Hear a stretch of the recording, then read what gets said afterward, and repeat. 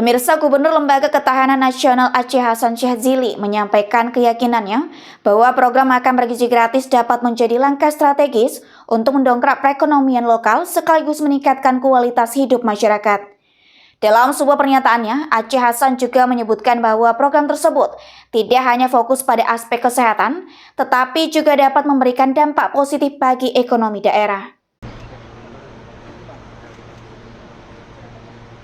Ya, teman-teman media, kami hari ini meninjau langsung ya dapur yang ada di Kampung Kebayunan, Kelurahan Tapos, Kota Depok, yang merupakan salah satu di antara daerah yang menyelenggarakan makan bergizi gratis, yang merupakan program yang dijanjikan oleh Presiden Prabowo dan Wakil Presiden Gibran Rakabuming Raka.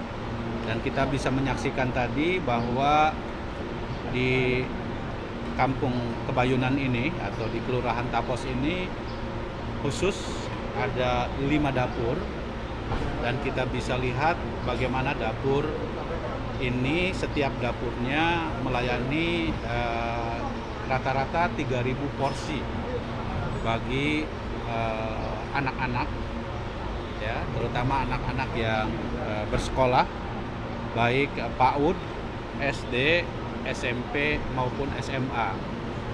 Dilihat dari menu yang disediakan dan dimasak di dapur ini, kita bisa lihat dapurnya sendiri sangat terjaga, higienis, bersih, dan memenuhi standar yang telah ditetapkan oleh Badan Gizi Nasional. Setiap dapur sendiri kita lihat dan kita saksikan sendiri tadi ada ahli gizi yang memeriksa kandungan dari setiap porsi yang nanti akan dibagikan kepada anak-anak, ya. Dan juga kita bisa melihat setiap porsi yang diberikan berbeda-beda walaupun kandungan gizinya sama. Misalnya untuk SD, anak-anak SD nasinya hanya 100 gram. Kemudian untuk SMP 150 gram.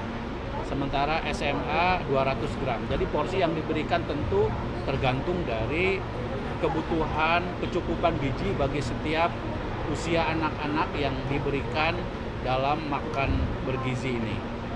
Jadi tentu program ini merupakan program yang sangat-sangat positif, ya, sebagai bentuk tanggung jawab negara, dan ini merupakan hari yang sangat bersejarah di mana negara hadir memberikan satu investasi bagi kualitas sumber daya manusia Indonesia menuju Indonesia Emas 2045.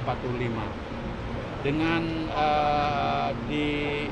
mulai diberlakukannya program makan bergizi gratis di seluruh Indonesia hari ini, tentu ini menunjukkan satu bentuk, ya, komitmen yang sangat kuat dari Presiden Prabowo agar kualitas sumber daya manusia Indonesia, terutama anak-anak kita, ya, itu dapat mengkonsumsi makanan yang bergizi.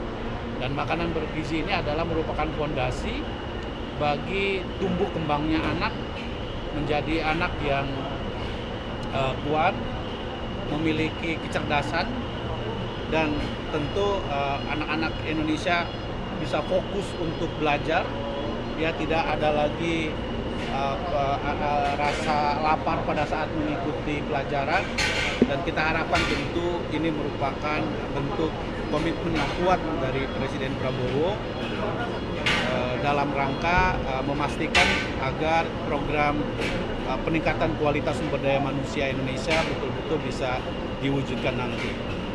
Dan satu hal tentu bagi kami sebagai Gubernur Lembaga Ketahanan Nasional atau Lemhanas RI, ya, penguatan sumber daya manusia itu adalah kunci dari ketahanan nasional. Kalau sumber daya manusia Indonesia kuat, maka bangsa kita akan memiliki daya tahan yang sangat kuat, dan bisa bersaing dengan negara-negara yang lain.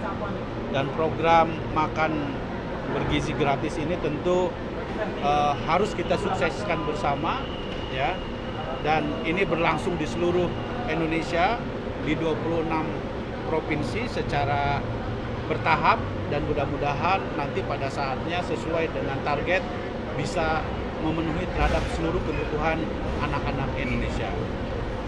Dan perlu kami sampaikan juga bahwa tadi saya tanya kepada pengelola bahwa program ini bukan hanya untuk anak-anak tetapi juga untuk ibu-ibu yang hamil, ibu menyusui, dan juga bagi para balita.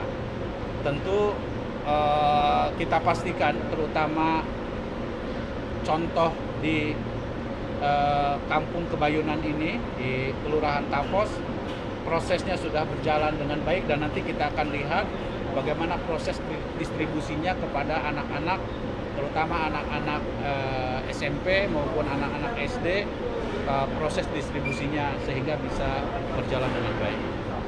Pak, terkait budgetnya 10 ribuan, berarti dilihat dari menunya ini sudah cukup mampu? Saya kira kalau dilihat dari isinya, ya, menunya, itu saya kira memang sudah 10.000, ya. Dengan kita lihat misalnya nasi tergantung dari gramnya gitu ya. Kemudian tadi ada ayam, ada tempe orek, ya, ada sayuran, sayur acar. Tadi juga di dapur yang kedua kita lihat juga menu yang lain juga berbeda. Ada yang isinya tempe, kemudian telur, kemudian sayuran, dan buah-buahan jeruk.